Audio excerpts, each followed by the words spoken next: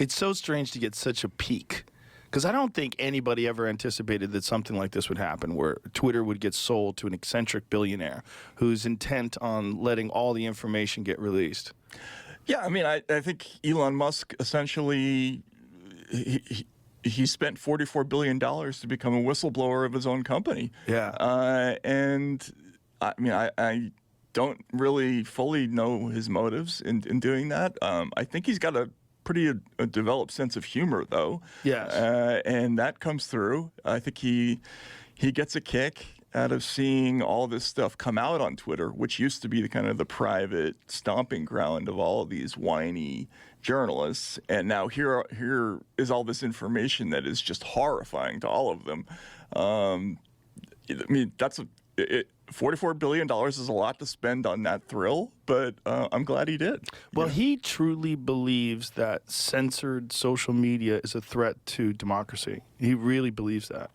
Absolutely. Yeah, and I believe it too. Yeah. I just don't have $44 billion. Right. And even if I did, I'd be like, I don't want that heat. Right. Yeah. I don't think that's what I would spend it on, but no, he believes that. I think he also believes that the credibility of these companies can only be restored by telling people what they talk about in private, or what they have been talking about, with the government and that sort of thing. Yeah. So he might be right about that. We'll see, I guess. I think he is. I mean, it's going to be interesting. It's going to be interesting to see how this plays out. There's an amazing amount of resistance against him, and there's just the publicity campaign against him has been fascinating to watch. People go from thinking that Elon Musk is the savior that's bringing us these amazing electric cars and engineering new reusable rockets, to he's an alt-right piece of shit who wants Donald Trump back in the office. And it's very wild. The speed with which they can sort of shuffle somebody into the Hitler of the Month Club routine, right? We've always done this with foreigners, whether it's Noriega or Saddam Hussein or Milosevic or Assad or whatever it is. We have a playbook for cranking out negative information about foreigners who get in our way for whatever reason. But now we've kind of refined that technique for domestic people who are inconvenient. I think they did it with Trump, obviously. They try to do it with Tucker Carlson, with you. I mean, you got a taste of that for a few times. Yeah, it's interesting, right? And then with Elon, he went from being the guy who made electric cars sexy to something to the right of Viktor Orban in like 10 seconds. It's amazing. It is amazing, and the narrative is spread through progressive people. Well, they'll just say it now. It's like they've reached the memo. The memo's got to them, and then I hear people in L.A., I hear people that I know, like, oh, Elon's just so crazy. It's like something happened to him. He went nuts, and he's a right-winger now. Like, how? What are you saying? Like, what examples do you have? Like, they don't have an example. They just have this narrative that reached them, the signal. Like, Elon bad now. Oh, right. Elon bad now. Elon bad now. Elon bad now. And they just start saying it. And you go, like, what examples are you using of, like, his behavior? Well, he let Trump back on the platform. Okay, well, the Taliban's there. Right, yeah, exactly. You don't have a problem with the Taliban? The Taliban just bought blue check marks. Do you know that? Did they really? Yes. Didn't know that. Yeah, they're buying blue check marks so they could be verified. The real terrorist. The fucking Taliban is on, and nobody has a problem with it. The CCP's on Twitter.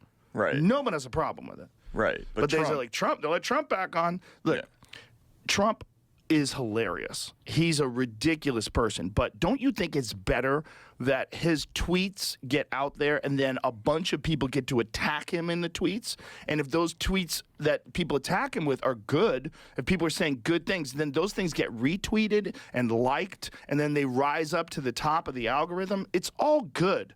Like, you need a voice against someone like that. You can't have that guy howling into the wind on some QAnon forum and all those wackos just so they're only talking to each other with no pushback at all. If you really don't like Trump, you want him on Twitter. Yeah, absolutely. You want that guy to have some pushback. You want people to be talking against what he's saying. You want Twitter, the real Twitter now, which will actually fact check everybody. They fact check Biden, right? They'll fact check him. So if he says something stupid, they'll go, no, that's not what's true. Here's what's true. Twitter's official policy. They had something called the public interest policy, which specifically laid out exactly what you said. Like when a world leader, no matter who it is, says anything, we want it to be out there because we want it to be debated. We want people to see it. We want people to talk about it. We want people to reach conclusions about it. And one of the things that we found in the Twitter files was after January 6th, there was this intense debate within the company where they were basically saying, oh, thank God we're going to repeal the public interest policy, or we're going to poke a hole in it, right? And no longer have that belief system that just because somebody is a world leader, we need to hear what they have to say. So they invented a new policy called glorification of violence, or they called it that.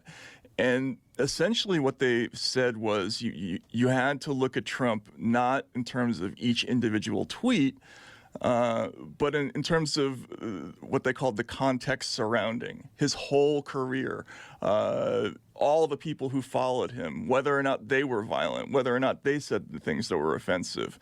It's like the speech version of stochastic terrorism. I don't know if you ever heard that term.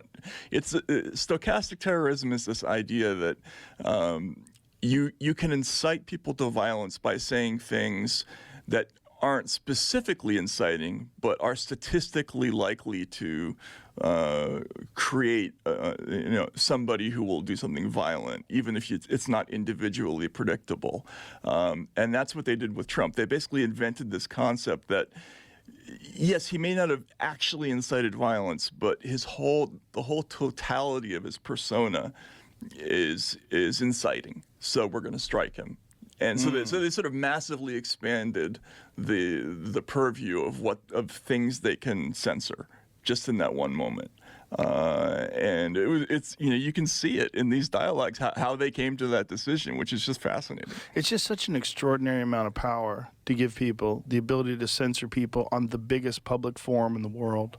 It's so extraordinary, and the fact that they can come up with these justifications for why this is a good idea without anyone pushing back, without anyone saying, do you understand where this goes to? This eventually leads to government control of all thought and speech. This is where you're going. You're allowing the government to influence you based on one specific problematic individual, and that could spread out into every one of us, right? All of us, easily, quickly.